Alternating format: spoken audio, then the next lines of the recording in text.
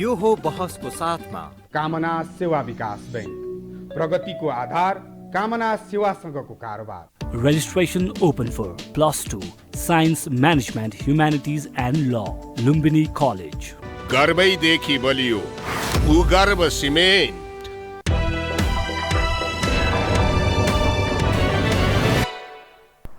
नमस्कार, यो बहसमा म यहाँलाई हार्दिक स्वागत गर्दछु। जीवराम भण्डारी। आज यहाँहरू सामुने उपस्थित हुनुहुन्छ डाक्टर चन्द्र भण्डारी। उहाँ नेपाली काङ्ग्रेसका नेता हुनुहुन्छ, पूर्व सांसद।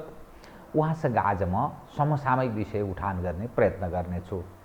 एमसीसीको अनुमोदन भएको छ। एमसीसीको अनुमोदनसँगै नेपालको राजनीति ध्रुवीकृत हुन थालेको त्यस्तो देखिन्छ। यो युक्रेनको पछिल्लो घटनाले नेपालले परराष्ट्र मामिलामा कसरी भूमिका निभाउनुपर्छ भन्ने एउटा सचेत पनि युक्रेनको घटनाले देखाउँदैछ। किनभने युक्रेन ध्वस्त भएको छ, त त्यसबाट हामीले के पाठ सिक्ने भन्ने एउटा विषय पनि छ। डाक्टर चन्द्र भण्डारीसँग किन यो विषय जोडिन आउँछ भने उहाँले राष्ट्र र राज्य निर्माणमा भूमण्डलीकरणको प्रभाव, यसैमा उहाँले विद्यावारिधि गर्नुभएको हुनाले यो परराष्ट्र मामिलामा शक्ति सन्तुलनको कसरी भूमिका निभाउनुपर्छ भन्ने त्यो अर्थपूर्ण विषय बन्न सक्छ। नेपाली काङ्ग्रेस सरसर्ती हेर्दा अरू चाहिँ सबै समस्याबाट गुज्रदैछन्। नेपाली काङ्ग्रेस कता कता सफल भएको त्यस्तो आभास हुन्छ। भलै देश असफल जस्तो देखिँदैछ, जनता दुखी छन्, कम्युनिस्ट विभाजित छन्, मधेसी भनिने ठानिने विभाजित छन्, अरू राजनीतिक तागत उठ्न सकेका छैनन्। तर काङ्ग्रेस यस मानेमा सफल जस्तो पनि देखिन्छ। आज म डाक्टर चन्द्र भण्डारीसँग खुलेर यी समग्र विषयहरू, यी लगायत कयौँ जनजिज्ञासाहरू छन्, त्यसलाई सम्बोधन गराउने र म उठान गर्ने प्रयत्न गर्नेछु। सर्वप्रथम म उहाँलाई स्वागत गर्छु। स्वागत छ डाक्टर साहब। हजुर, धन्यवाद। अब म कहाँबाट सुरु गरेँ भने नेपालको राजनीतिमा काङ्ग्रेसको लामो इतिहास रह्यो। अघि 7 सालको परिवर्तनमा पनि रह्यो, पञ्चायत फाल्ने अभियानमा पनि यसले ठुलो भूमिका निभायो, 62-63 पनि एक खाले काङ्ग्रेसको भूमिका रह्यो। तर मानिस भन्छन् कम्युनिस्टको सहयोगको रूपमा भूमिका निभायो काङ्ग्रेसले, आफ्नो विचार छोड्यो भन्छन्। तर घटनाले के देखाउँछ भने नेपाली काङ्ग्रेस चाहिँ सफल, अरू चाहिँ सबै असफल भएको जस्तो यो दृश्य, राजनीतिक दृश्य देखाउँछ। एमसीसीको अनुमोदन, अघि पृष्ठभूमिमा मैले भने चाहिँ कम्युनिस्ट हौँ भन्नेहरू सबै साराका सारा विभाजित, मधेस केन्द्रित ठानिने ती विभाजित, अरू पार्टीहरू त्यति कसेर उठ्न नसकेको यो स्थिति छ। त काङ्ग्रेसका लागि चाहिँ एकदम मार्ग एकदम खुल्ला जस्तो, यो जनता असफल हुने, देश अप्ठ्यारोमा पर्ने, काङ्ग्रेस सफल हुने, यो कसरी बुझ्ने मैले त, अथवा आम मानिसले कसरी बुझ्ने बताइदिनुहोस् त। यो नेपालको परिवेश वा अन्य राष्ट्रहरूको पनि परिवेशलाई हेर्दा कुनै पनि देशको पार्टी, त्यसको नेतृत्वलाई हेरेर हामीले स्टडी गर्नुपर्छ, अध्ययन गर्नुपर्छ। नेपालको परिप्रेक्ष्यमा नेपाली काङ्ग्रेस पुरानो पार्टी, लामो पृष्ठभूमि र इतिहास भएको पार्टी र अत्यन्त सहनशील पार्टी। फर इक्जाम्पल तपाईँलाई बिपी कोइरालाले नेपाली काङ्ग्रेसको 2/3 नेतृत्व गरेको पार्टीको 2/3 सरकारलाई राजाले तपाईँलाई अपरदस्त गर्दा पनि नेपालमा संवैधानिक राजतन्त्रको बारेमा बोल्ने पार्टी, 36 सालको जन्म सङ्ग्रहमा स्वयं राजाले आफैले निर्वाचन गराउँदा पनि परिणामलाई स्वीकार्ने पार्टी। यो यसको आफ्नो पृष्ठभूमि छ, आफ्नो अत्यन्त दुःखको बेलामा पनि तपाईँलाई यसले चाहिँ नि आफूलाई राख्दै आयो।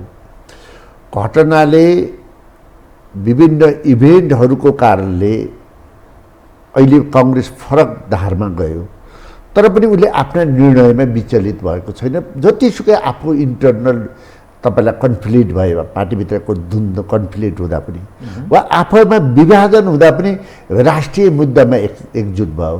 त्यो राष्ट्रिय मुद्दा नेसन थियो। त्यो राष्ट्रिय मुद्दा भारतलाई हेरेर, अमेरिकालाई हेरेर, चीनलाई हेरेर थिएन। त्यसकारण ग्लोब चाहिँ नि एउटा थियो, त्यसकारण उसलाई जहिले पनि अप्ठ्यारो परेन र यसले सही बाटोमा हिँड्न पायो। जसले पनि उसको विकासको अवधारणा, यसको तपाईँलाई चाहिँ अन्तर्राष्ट्रिय सम्बन्धको बारेमा यसको अवधारणा, आफ्नो समाजपट्टिको धारणा, किनभने यो अलिक मध्यमार्गी भयो। कम्युनिस्टहरू किन त्यस्तो विचलनमा भयो त भन्दाखेरि कम्युनिस्टहरूको हेर्ने दृष्टिकोण हुनु पर्यो। नेपालभन्दा बाहिर भयो। मार्क्सले के भने, लेनिनले के भने, माओ सेतुङले के भन्ने भएको भयो। त्यसकारण कतिले मार्क्सलाई प्रभावित गर्यो, कसले तपाईँलाई लेनिनलाई गर्यो, कसले माओलाई गर्दाखेरि तिनीहरूमा द्वन्द्व भयो र उहाँहरूले लिएका नीतिहरू नेपालभन्दा बाहिर बढे। जस्तै भन्नुहोस् एउटा हामीले अरुण बनाउँदै थियौँ नेपालमा, होइन? अरुण बनाउने भनेको कस्तो थियो भन्नुहुन्छ भने नेपालमा लाई उज्यालोतिर लैजानु थियो, नेपाललाई आधुनिकरणतिर लैजानु थियो, नेपाललाई औद्योगिकरणतिर लैजानु थियो। त्यस्तो अवस्था अरुण फर्स्ट, सेकेन्ड, थर्ड बनाउँदै थियो हामीले। कम्युनिस्टले राष्ट्रियताको नाममा, राष्ट्रवादको नाममा अरू नै आउन दिएन। नेपाल 25-30 वर्षसम्म अँध्यारोमा बस्यो, लस भयो, नेपाल डुब्यो। त्यही कारणले नेपाल डुब्यो। त्यो राष्ट्रियता कहाँ गएर अन्त भयो भने त्यो राष्ट्रियता अरुण बनाउन नदिने राष्ट्रियता तपाईँलाई स्याङ्जाको बिर्मीमा गयो। त्यहाँ पनि कम्युनिस्टहरू पुगेर चाहिँ नि अरुण हामी आउन दिँदैनौँ। यसले किन दिँदैनौँ त भन्दाखेरि माछा मर्छन् भनेपछि जनता उठेर घाँस खुवाएर लखेटेर काली गण्डकी बढ्यो नि। त्यसैले त्यसको राष्ट्रियताको विकासको राष्ट्रियताको अन्त तपाईँले बिर्मीमा गएर भयो। अब राष्ट्रियताको त्यसको विकसित हुँदै जाँदा तपाईँलाई भन्नुहोस्, त्यति बेला विकसित हुँदै जाँदा उसले के रियलाइज गर्यो भने कम्युनिस्टहरूले हामीले लिएको त्यो बाटो परम्परावादी थियो, डिस्ट्रक्टिभ थियो, हामीलाई उज्यालोतिर होइन अँध्यारोतिर लैजाने थियो भन्ने आइसकेपछि फेरि अर्को राष्ट्रियताको हुइमा आयो। लिपु लेख चुच्चे नक्सा जारी गर्ने बेला सिङ्गो नेपाली एक ठाउँ भयो।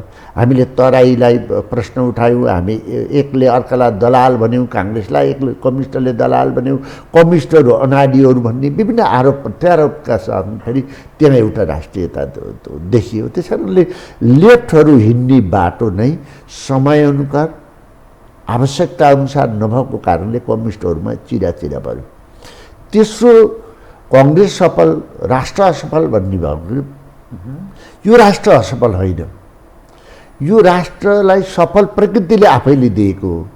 यसलाई नबिगारे मात्रै पनि यो सफल हो। जस्तो फर इक्जाम्पल हामीले विकासका कुरा गरिदियो भने हामीले विकास नगरेको होइन, तर अहिलेको विज्ञान र प्रविधिको विकास अनुसार हामीले त्यसलाई पछ्याउन नसकेको होइन। तर डिफेक्ट कहाँ भयो भन्नुहुन्छ भने हामीले राजनीतिमा हामीले हेर्नुपर्छ राष्ट्र निर्माणका निम्ति, राष्ट्रको विकासका निम्ति त्यो देशको इन्फ्रास्ट्रक्चरको डेभलपमेन्टलाई एउटा हेर्नुपर्छ। त्यहाँ हामी कहाँनिर चुक्यौँ भने हामी राजनीति गर्ने मानिसहरू 30 वर्ष हामीले बहुदलीय व्यवस्था प्राप्त गऱ्यौँ, तर हामी नेता त भयौँ, त्यहाँ हामी दुईवटा कुरामा चुक्यौँ। एक कुनै पनि नेताहरू हामी सिङ्गो पार्टीको नेता बन्न सकेनौँ, गुटको नेता बन्यौँ। किन नेता बन्यौँ भने पद र पैसाका निम्ति। पद र पैसा कहाँबाट प्राप्त हुने भयो भन्दा ठुला सेयर होल्डरहरू, ठेकेदारहरू वा विदेशी शक्तिबाट प्राप्त हुने भयो। त्यसकारण तपाईँले हिजोको नेपालको टोटल मिडिया, राष्ट्रिय मिडियाले हेर्दाखेरि नेपालको निर्माणका सम्पूर्ण ठेक्काहरू कहाँ जाँदो रहेछ भने 5 जना व्यक्तिमा जाँदो रहेछ। उसले 20 वर्ष काम गरिदिँदो रहेछ। त्यो नेपालको ठुलो विकास खर्च पनि भएन, नेपाल चाहिँ प्रगति पनि गर्न सकेन। त्यसकारण नेपाल असफल देखियो विकासको लागि। नेताकै पकडमा होला, पकडको कारणले गर्दा गोजीको मान्छेले उसले निर्णय, प्रत्येक राजनीतिमा लागेका मान्छेहरूले देशलाई नाङ्गो बनाइदिए विकासको दृष्टिकोणले। दोस्रो फरेन रिलेसन सबैभन्दा ठुलो आवश्यक पर्दैछ। अब हामीलाई अहिले हामी इन्डिया र चाइनाको बिचमा छौँ। हामीले इन्डिया र चाइनालाई ब्यालेन्स गराएर हामी अगाडि बढ्नुपर्ने नेपालको आवश्यकता छ। भारतीय दलाल, चाइनिज दलाल, भारतीय विस्तारवाद, अमेरिकन विस्तारवाद भनेर हाम्रो नेपाल बचाउन सकिँदैन होइन। मानिसले सोचेको थियो सकिन्छ भन्ने कुरा, सकिँदैन। यसलाई ब्यालेन्समा लिएर जानुपर्नेमा हाम्रो फरेन रिलेसनमा चाइनासित पनि भारतसित पनि हामी विश्वास प्राप्त गर्न सकेका छैनौँ, अरू देशहरूसित पनि। तर किन सक्न सकेका छैन भने यसको उग्र नारा कहिले भारतीय विस्तारवाद भनेको छ कम्युनिस्टहरूले, कहिले अर्का अमेरिकी साम्राज्यवाद भनेको छ। यो विभिन्न नाराले गर्दाखेरि के यस्तो भयो भने त्यसले अप्ठ्यारो पार्दाखेरि हामी थोरै अप्ठ्यारोमा परेका छौँ फरेन रिलेसनमा। तर यसलाई हामीले चेक गर्दैछौँ, अहिले हामीले यसलाई बनाउँदैछौँ। त्यस कारण डिप्लोमेसी भनेको हामीले बुझेनौँ। कसरी चेक गरिरहेछौँ बताइदिनुहोस्। म तपाईँलाई दुईटा यसैसँग जोडिने प्रश्न, एमसिसीका सवालमा अमेरिका कड्केर बोल्यो, त्यसको जवाफ चीनले दियो, अन्ततोगत्वा एमसिसी अनुमोदन भयो, होइन त? अब जुन ढङ्गले भयो अनुमोदन भयो। चीन हामी हेर्दैछौँ भन्ने रूपमा फेरि बोल्यो अनुमोदन पश्चात, नोट हामीले नोट गरेका यस रूपमा ऊ प्रस्तुत भयो। भारतसँग हाम्रो त्यति सुमधुर सम्बन्ध यसकारण छैन भनेर मान्नुपर्छ, कालापानी, लिपुलेक, लिम्पियाधुरादेखि लिएर सुस्तासम्मको विवाद कायम छ। अनि पश्चिमा देशहरू जुन ढङ्गले क्रियाशील भूमिका निभाउन थाले, यो हाम्रो चिन्ताको विषय हो है भनेर कतिपय कूटनीतिक वृत्तका मानिसहरू भन्न थालेका छन्। खास गरी एमसिसीको आगमनसँगै युरोपियनहरूको यो चलखेल, धर्मान्तरण, यावत जो दृश्य छ यो अलि सशङ्कित बनाउने खालको छ। कसरी सन्तुलन भइरहेको छ, कसरी अनुकूल भएको छ भनेर मान्ने बताउनुहोस् त। होइन, एमसिसीको बारेमा हामी सुरुवात गरौँ। अहिले मेजर देशमा यो एउटा मेजर इस्यु पनि भएको छ र पार्टीहरूलाई विखण्डन पनि गरिरहेको छ। अहिले हामी के छ भने अहिले हामी यो ग्लोबल भिलेजमा छौँ। विज्ञान र साइन्सले हामी सबैलाई एकै ठाउँ राखेको छ। हामी एउटा सानो गाउँ भएको छ मोबाइलको कारणले गर्दा, टेक्नोलोजीको विकासको कारणले। तीनटा कुराको सीमा हुँदैन अहिले। एउटा शिक्षाको सीमा हुँदैन, एउटा विकासको सीमा हुँदैन, एउटा रोगको सीमा हुँदैन। यो तीनटा कुरा हामीले बुझ्न पर्यो। चाइनामा आएको कोरोना विश्व भ्रमण गर्दै नेपालमा आयो। भोलि हाम्रो तपाईलाई जुम्लाको एउटा विकट ठाउँमा कुनै नयाँ रोग आयो भने त्यो विश्वभरि फैलिन सक्छ। त्यसकारण संसारको सुरक्षाका निम्ति अरू गरिब राष्ट्रहरूको पनि सुरक्षा गर्नुपर्दो रहेछ र त्यसको विकास गर्नुपर्दो रहेछ। त्यहाँ मेडिसिन पुर्याउनु पर्दो रहेछ, डेलिभरी हुनुपर्दो रहेछ भन्ने कुरा हामीले त्यो समृद्ध देशहरूमा त्यो चेत खोल्नुपर्दो रहेछ भन्ने कुरा हामीले बुझ्नु पर्यो। दोस्रो कुरा, डिप्लोमेसी हामी ब्यालेन्स राखेनौँ भने युक्रेन भन्न सकिँदो रहेछ। जो अहिले हामीले यो घटना घटिरहेका छौँ ब्यालेन्समा राख्दो रहेछ। हामीले के सोचेका छौँ भने अब अहिले दुनियाँमा हतियारको जो उत्पादन भइरहेको छ त्यसलाई हामीले घटाउनुपर्छ, जसले गर्दा मानवीय विकास र राष्ट्रको विकासमा ल्याउनुपर्छ भन्ने। म युक्रेनको सवालमा तपाईँलाई यसैमा म जोडेँ, अनि फेरि थप जानुहोस् है त। जस्तै युक्रेनको पछिल्लो मुद्दा हो के भने युक्रेन नेटोमा नजा, रुसले त्यही भन्यो। युक्रेन युरोपियन युनियनमा प्रवेश नगर, यसकारण उसले भन्यो यदि नेटोमा त गइस् भने पश्चिमा जो खास गरी अमेरिकाको डोमिनेसनमा चलेका देशहरू मेरा लागि खतरा हुन्छ। त्यसो हुँदा मैले पुनर्विचार गर्नुपर्छ। उसले अग्रिम चेतावनी दिएको, तर ऊ नेटोमा जान चाह्यो। त्यसै गरी युरोपियन युनियनको सवाल उप पनि त्यही रह्यो, ऊ मानेन। कतिपय मानिस के भन्दैछन् भने छिमेकी देशलाई असन्तुष्ट बनाउँदा, अर्को देशको स्वार्थमा लपेटिँदा एमसिसीसँग जोडेर हेर्छन्। त्यसकारण छिमेकीले ठोक्छ। आखिर अहिले युक्रेन ध्वस्त भइरहेको छ, हतियार दिने कुरा गर्छ, ऊ आफै आएर केही गराउन सक्ने स्थिति छैन। युक्रेन तबाह भइसक्यो। रुससँग ठाडो भिडन्त गर्ने अवस्थामा अमेरिका छैन, युरोपियनहरू त्यस रूपमा छैनन्। अनि यो त मान्छे मार्ने काम भइरहेको छ, जो संसार त्यो देश ध्वस्त बनाउने काम भइरहेको छ भने यस्ता चिजबाट नेपाल जस्ता देशहरूले सबक नसिक्ने, पाठ नसिक्ने, यो एङ्गलबाट पनि मानिस प्रश्न गर्छन्। ल बताउनुहोस् त। हामीले नेटोको सदस्य हुनेदेखि युरोपियन सदस्य हुने जुन युक्रेनको समस्या हो त्यसबाट रसियाले आफ्नो असुरक्षा महसुस गर्यो। यिनीहरू यहाँ प्रवेश गर्छन् र भोलिमा हामीलाई फेरि समस्या पार्छन्। तर युक्रेन स्वयं आफैमा देश हो नि, यसको ठुलो इतिहास छ। त्यहाँका जनता, त्यसको एउटा कलाकार नेताको एक्टिभिटी र त अडान एउटा राष्ट्रिय धारणा त हामीले राष्ट्रियताको कुरा भाषणमा गर्छौँ, पेसा तपाईँलाई पोसाकमा गर्छौँ, तर उसको राष्ट्रियता भनेको त मुटुबाट आउने कुरा हो नि, उनीहरूको त मुटुबाट आइरहेको छ। त्यस कारणले हामीले त्यसबाट के सिक्नुपर्छ भने हामी दुईवटा ठुला शक्ति राष्ट्रहरूका बिचमा छौँ। सेम तपाईँलाई पृथ्वीनारायण शाहको उपदेश यहाँ काम लाग्छ। त्यस कारण हामीले दुई ढुङ्गाका तरुण हौँ, हामी ब्यालेन्स लाएर जानुपर्छ। हामीसित भारतसित लड्छौँ भन्दा सुरुङ ठुलेर पनि हुँदैन, चाइनासित कहाँ आउन सक्छ र भनेर न्यु खोजेर पनि हुँदैन, दुइटैलाई ब्यालेन्स गरेर जानुपर्छ, जो हाम्रो पौराणिक रूपमै नै असम र राष्ट्र हैन को सिद्धान्त ब्यालेन्स भयो त। एमसीसी आयो, यो त आइपीएस को अंग हो, मानिस भनिरहेछन्। अब त्यो हरेक चिज आउने यसैसँगै जोडिएर आउँछ, हामी अप्ठ्यारोमा फस्छौँ भन्छ नि त। मैले हजुरलाई भन्छु, मैले अहिले तपाईँलाई ग्लोबल भिलेजमा लिएर गएँ, सबैको विकास गर्नुपर्छ। हामीलाई चाइनाले पनि सहयोग गरेको छ, हामीलाई भारतले पनि सहयोग गरेको छ। हामी चाइनाले हामीलाई जति सहयोग गर्न चाहन्छ त्यो हिमालले गर्दा अप्ठ्यारो हुन्छ, सडकको कारणले अप्ठ्यारो गर्छ। तर हामीलाई कम सहयोग गर्न खोजे पनि हामीको एक्सेस चाहिँ नि भारतसित छ, यसमा हामीले कोही गर्न हुँदैन। तर हामीले के बुझ्नुपर्छ भने नेपालमा अहिलेसम्म हामीले विदेशबाट ऋण लिएर आएका छौँ। ऋण लिँदा पनि हामी तीनटा शर्त मान्छौँ हामीले। एउटा के भन्छ, उसको सामान किन्नुपर्ने, दोस्रो उसको ठेकेदार राख्नुपर्ने, तेस्रो उसका कर्मचारी राख्नुपर्ने। हेर्नुहोस्, हामीले लिएका ऋणमा पनि हामी बन्धक छौँ। अहिले हामीले तपाईँलाई मफतमा पैसा पाएका छौँ, भलै यो धेरै पैसा होइन, यसले कूटनीतिक रूपमा अर्थ लाग्छ, शक्ति ब्यालेन्समा पनि यसले अर्थ लाग्छ। यसलाई भारतले पनि यसलाई झगडा गर्नुपर्ने, चिनले झगडा गर्नुपर्ने पनि कुरै केही छैन। तर गन्ती कहाँ भएको भन्नुहुन्छ भने यो त इङ्ग्लिसका शब्दहरू परराष्ट्र मन्त्रालयले हेर्थ्यो, अर्थ मन्त्रालयले हेर्थ्यो, यसका हेर्ने डिपार्टमेन्ट थिए नि। हामीले एकैचोटि पार्लियामेन्टमा पास गर्ने भन्न जुन गऱ्यौँ, युवराजजी जस्तो पढे लेखेको मान्छे हुँदाखेरि पनि त्यहीँनिरबाट हामी चुक्यौँ।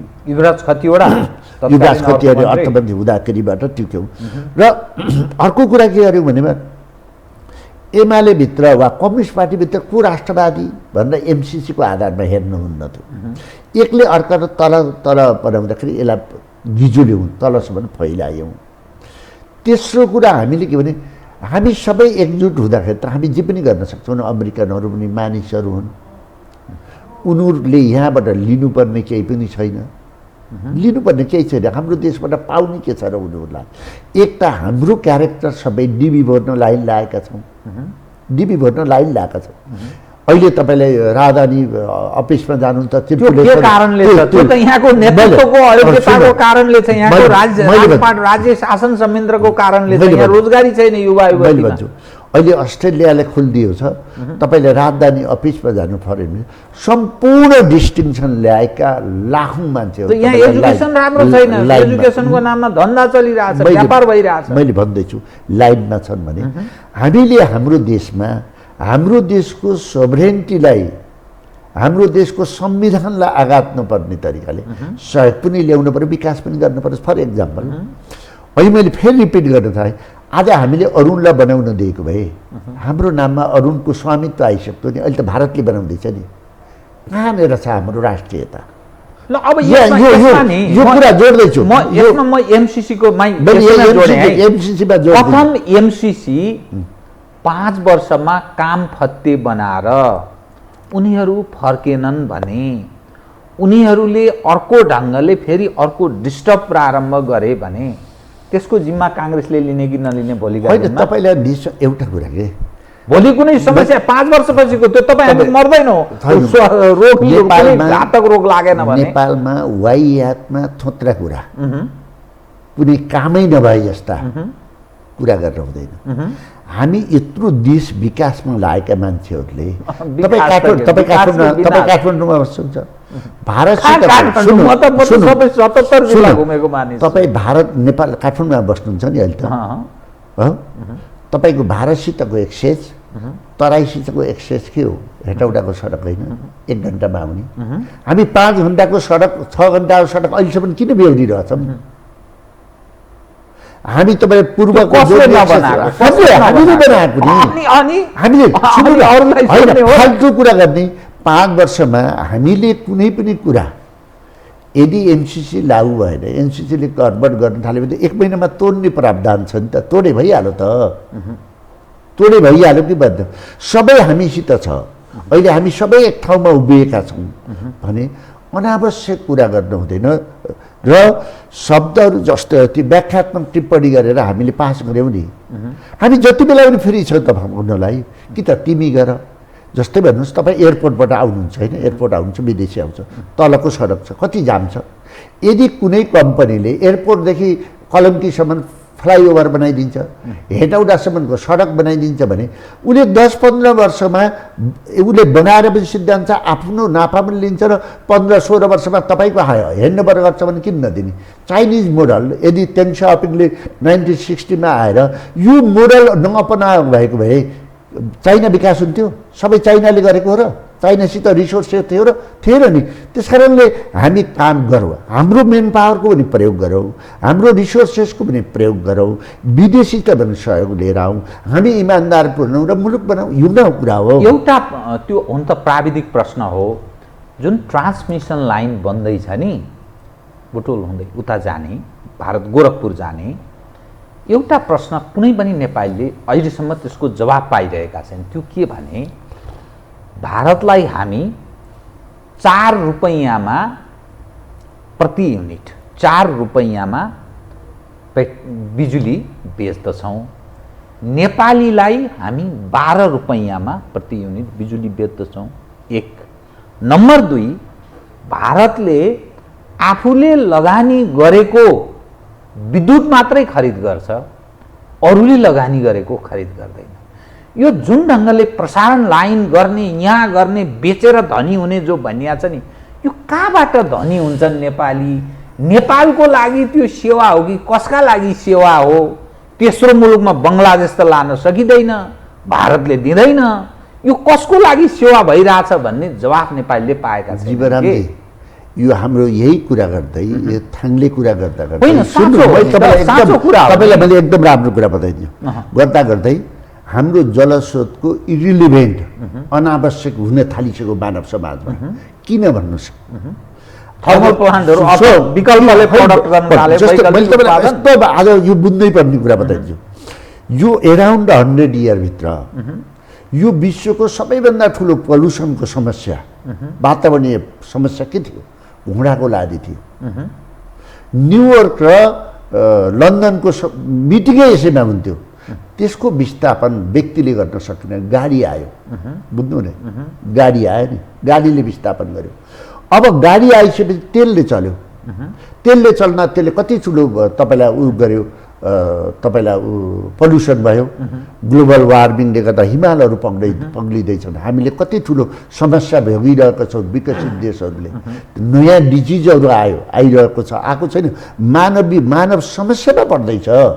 अब यसको विस्थापन कसले गर्छ भने अब तपाईलाई विद्युतले गर्दैछ यो विद्युत अहिले हामीले प्रयोग गरिरहेका छौँ यसले गर्दा इन्धन हामी होइन अब यसले गर्दाखेरि यसको चाहिँ यो त जो पानीबाट निकाल्ने छ यो बढी खर्चिलो भयो अब यो यति धेरै खर्चिलो भयो कि इन्धन यसलाई पनि यसको पनि विस्थापन हुनुपर्ने रहेछ कसले यसको विस्थापन गर्छ भने सौर्य कलेक्सनले त्यसकारणले चीनले चन्द्रमा बनायो सूर्य बनायो सूर्यको हिट अहिलेको सूर्यको भन्दा 5 गुणा बढी भयो यसलाई कलेक्सन रिजर्भ गर्न सकिँदो रहेछ यो रिजर्भ गरेपछि के हुने रहेछ भने अब केही समयभित्र केही वर्षभित्र अमेरिकामा 80% चाहिँ गाडीहरू तपाईलाई कम हुँदो रहेछ र व्यक्तिहरूले गाडी राख्न पर्दो रहेछ कि स्वचालित गाडीहरू बन्दैछ यसरी दुनियाँ डेभलप भइरहेको बेलामा हामीले 30 वर्ष अगाडिबाट प्रयोग गर्न पर्थ्यो हाम्रो जलस्रोत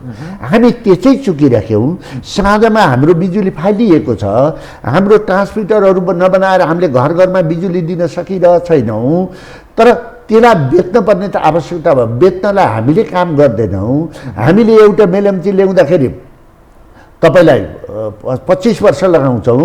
हामीले बुटवलदेखि भैरवाको चाहिँ 23 किलोमिटर बाटो बनाउनका निम्ति हामीले 10 वर्ष लगाउँछौँ। अहिले बाटोमा लगानी गर्ने, तपाईँलाई ट्रान्समिटर बनाइदिने, इम्पावर गर्ने, दलित जनजाति महिलालाई इम्पावर गर्ने, त्यहाँ राजनीति पो गर्न नदिने हो र।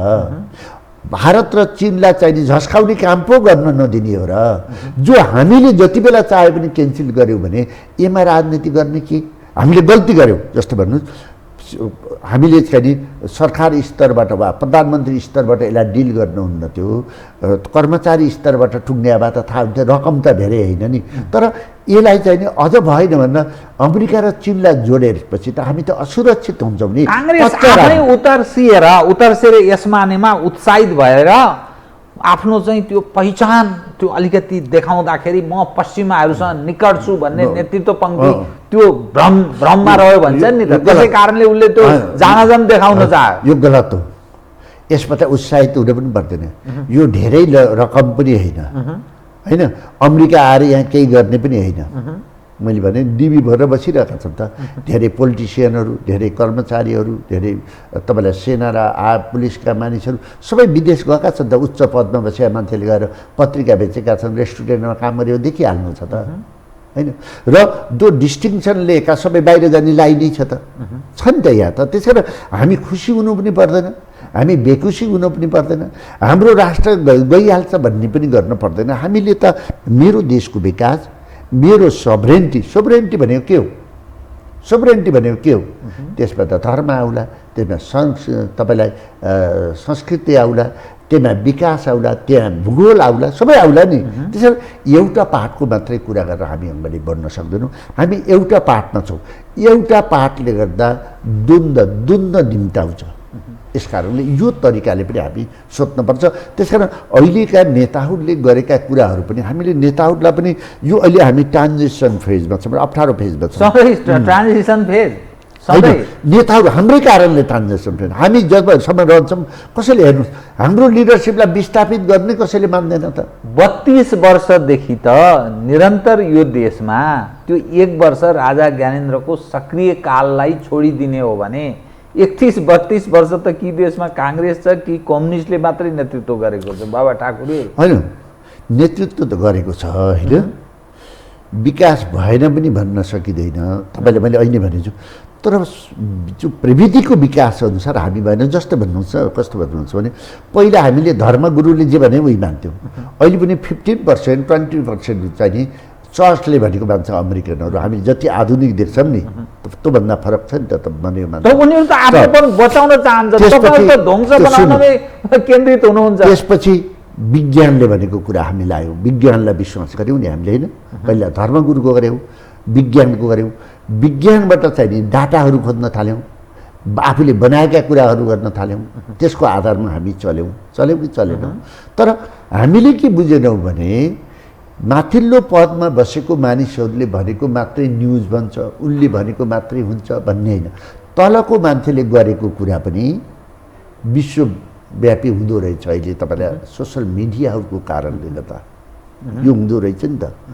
मैले अघिल्ला भने कि जुम्लाको वा कुनै रिमोट ठाउँमा, नेपालको कुनै रिमोट ठाउँको रोग वा भारतको कुनै रोगले हामीलाई असर गर्दो रहेछ। त्यस कारणले हामीले अहिलेको अवस्थामा म मात्रै छैन, आर्टिफिसियल इन्टेलिजेन्सको प्रभाव अब विश्वमा बढ्दैछ, होइन। हामीले विज्ञको प्रयोग, हामीले युनिभर्सिटीको प्रयोग गरेका छौँ र।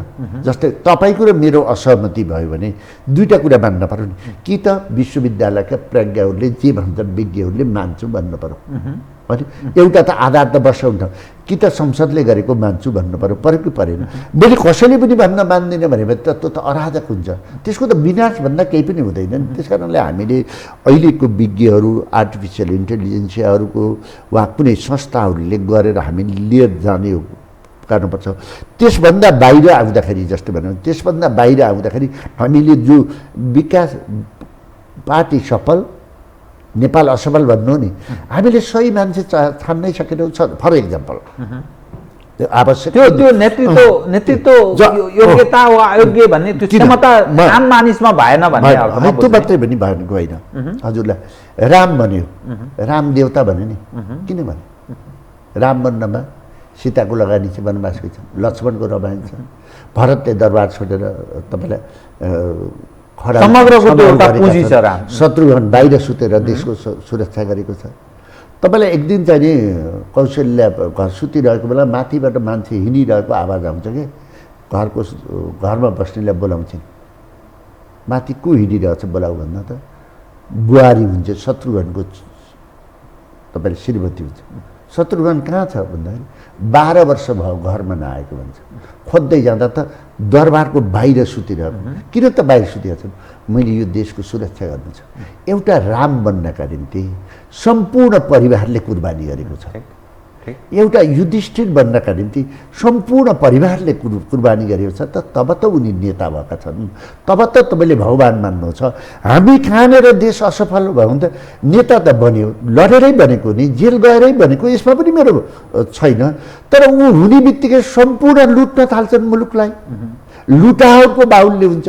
कसरी ऊ नेता बन्छ र कसरी मुलुक तपाईँलाई सफल हुन्छ? यही लिएर हामी चुकेका छौँ। यसरी हेर्नुपर्छ।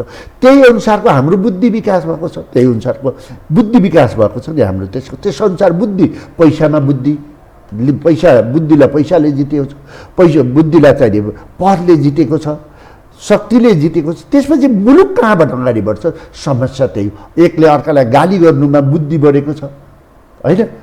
यसकारण यस्ता व्यक्तिहरूले गर्दाखेरि हामी यो समस्यामा पऱ्यौँ र मुलुकले अगाडि बढ्न सकेन। त्यसमा पनि अब सबै बिग्रियो नि हाम्रो चोइस।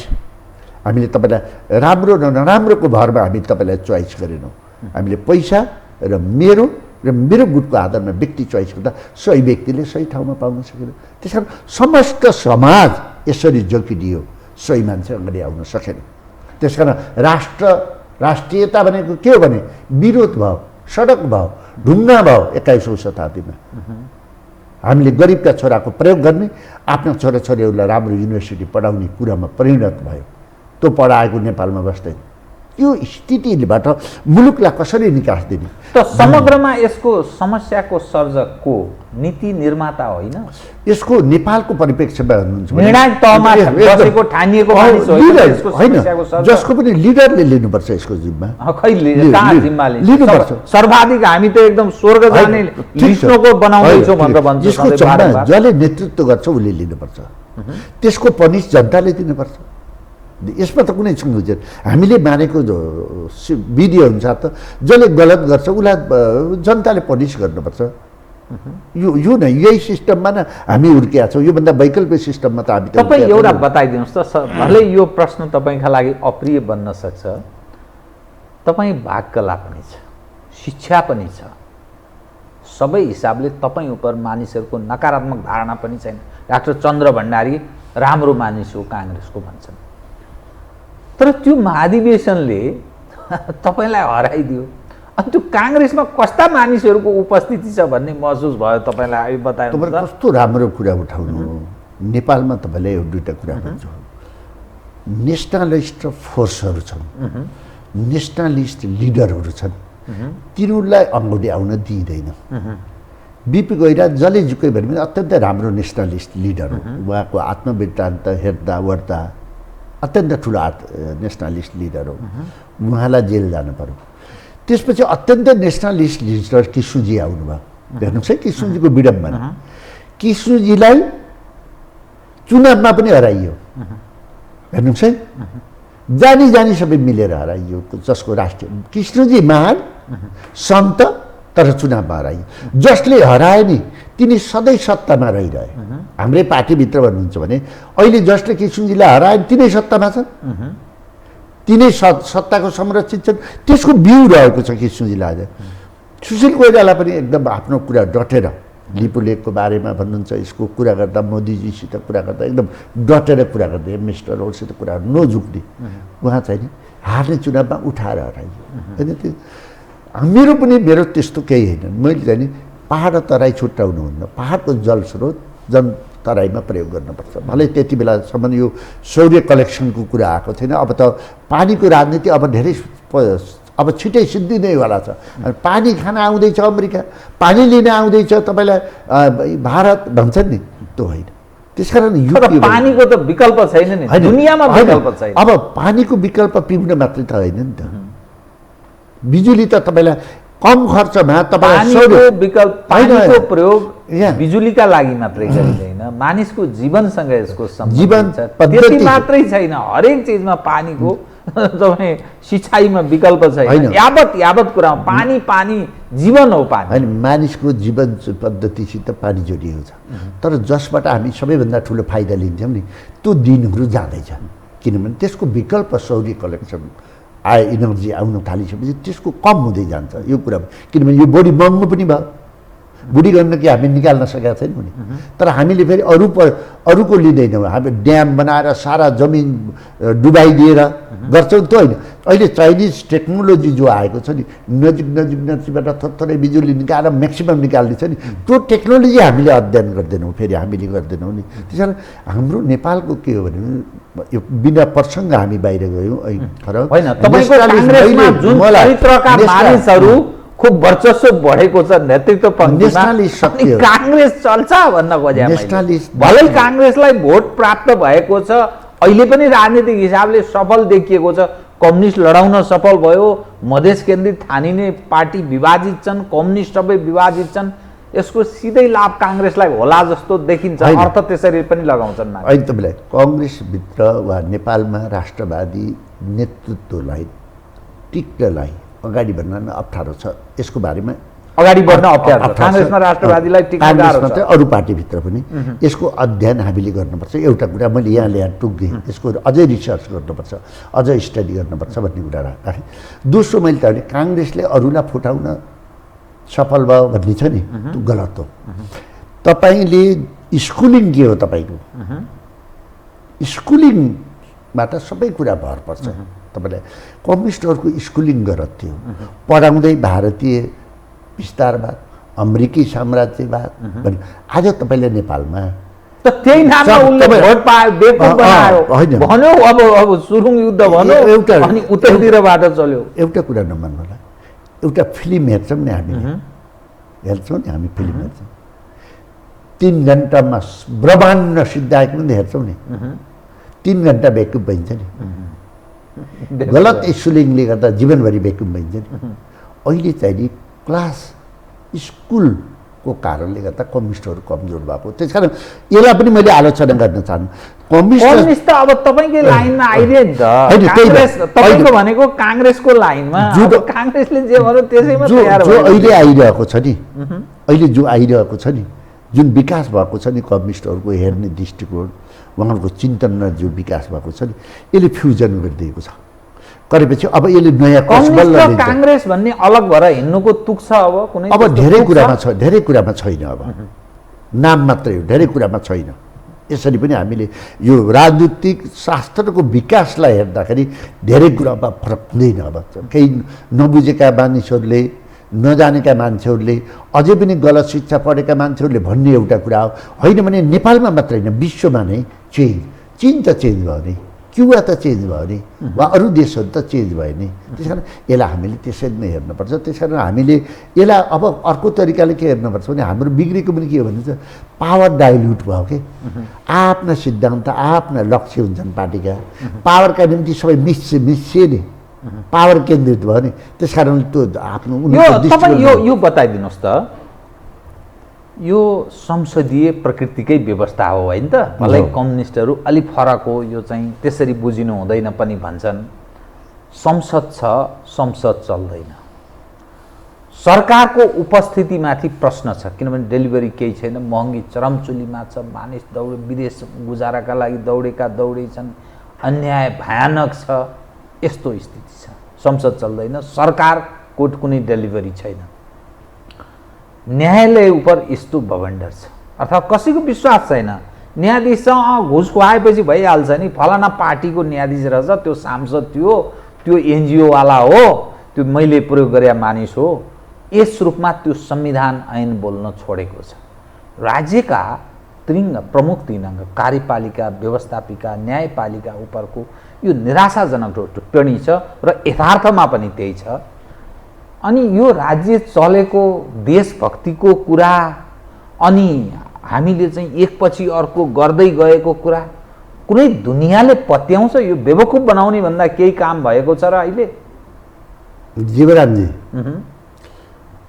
हामीले बनाएको संविधानमा संविधानका कमी कमजोरी दूर अर्थ लाउने कुराहरूको व्याख्या गर्ने अधिकार सर्वोच्च अदालतलाई हामीले दिएका छौँ। एक। दोस्रो, हरेक कमी कमजोरीहरूको हरेक गल्तीहरूको निकास जनताले दिने हो बाई इलेक्सन। जनताको थलो त संसद चल्दै भत्ता मात्रै खान्छन्। मैले राख्न चाहन्छु, नेपालको सदन संसद चलेन, न्यायालय चलेन नि।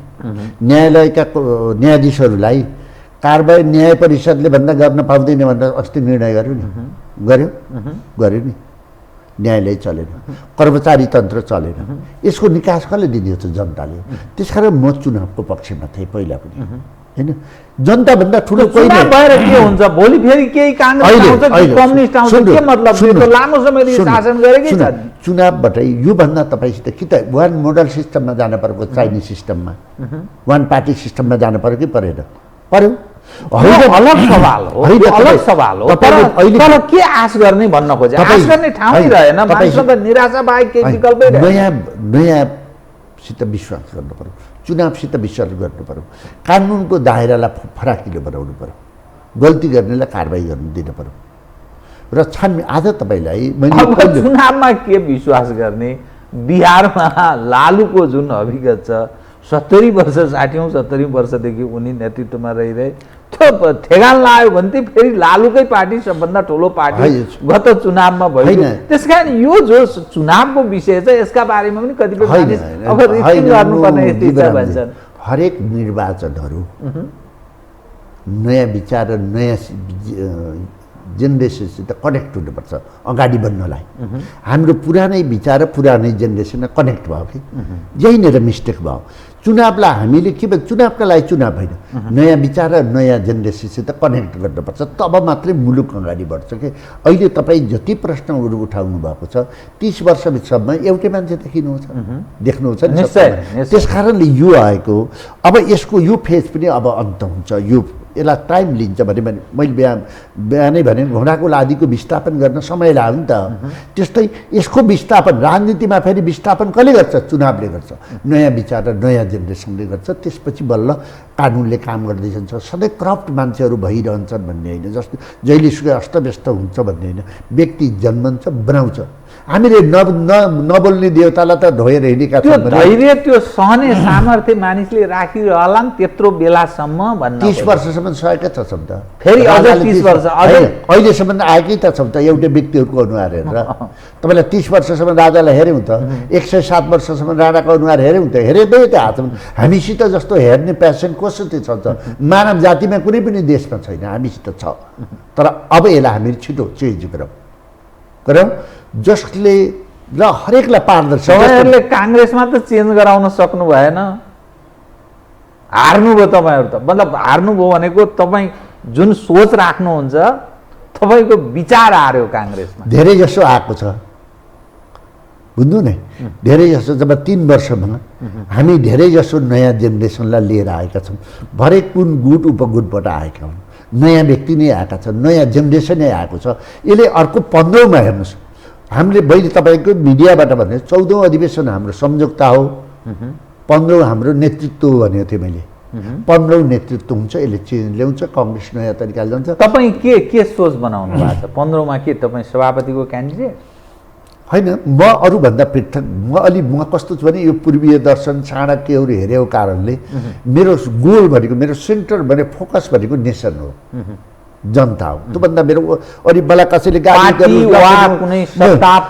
होइन, त्यो पार्टी त मैले किन, त्यो मेरो माध्यम हो, मेरो मुलुक बनाउने माध्यम हो। मेरा नेताहरू मैले उसले चाणक्यले चन्द्रगुप्तलाई बनाए जस्तो हो कि बनोस् भन्ने मेरो धारणा। मलाई म यदि कुनै स्वार्थबाट केन्द्रित हुन्थेँ भने वा कुनै पदबाट केन्द्रित हुन्थेँ, म राजनीतिमै नलागेको हुन्थेँ। मुलुक म बनेर के हेर्नुहुन्छ, म धनी भएर के हेर्नुहुन्छ, मसित पैसा भएर के हेर्नुहुन्छ? सबै गरिब छन्, कोही नेपालमा बस्दैनन् भने मेरो एउटाको कुनै समय भएर तपाईँ राजनीतिबाट सन्यास चाहिँ नलिनुहोस् है त। तपाईँको जो चिन्तन छ यो तपाईँ जो एक्सपेक्ट गरिरहनु भएको छ त्यो कति कठिन छ, त्यो त बडा गाह्रो छ। सुन्नु, मलाई एकदम मुलुक बनाउने मेरो इच्छा थियो, निष्कलङ्क भएर के एउटा उदाहरण प्रस्तुत गरेर। त्यो सत्यको बाटो अत्यन्त कठिन छ, त्यसलाई मैले राम्रोसँग बुझेको छु र मेरा पूर्वीय दर्शनले गर्दाखेरि मसित अत्यन्त रेसिस्ट पावर छ र म सहनशील पनि छु। त्यसकारण म कहिले पनि राजनीतिबाट सन्यास लिने दिन आउँदैन होइन, वैराग्यता छ, सन्यास र वैराग्यता छ। हेर्नुहोस् त्यहाँ वैराग्यता भनेको चिन्तन हो, जो भगवान् शिवबाट सुरु भयो होइन। सन्यास भनेको फकिर भएर सबै छोडिदिने, छोडेर हिँड्ने हो। वैराग्यता मेरो चिन्तन छ मुलुक बनाउने, सन्यासी म बन्दैन। हस्, धन्यवाद। आदरणीय दर्शकवृन्द, उहाँ हुनुहुन्थ्यो डाक्टर चन्द्र भण्डारी, नेपाली काङ्ग्रेसका नेता, पूर्व सांसद। समसामयिक विषयमा केन्द्रित रहेर गरिएको कुराकानी। म सहित मेरो सम्पूर्ण युनिटलाई कार्यक्रमबाट बिदा दिनुहोस्, तर यो हो टेलिभिजन हेर्दै रहनुहोला। नमस्कार।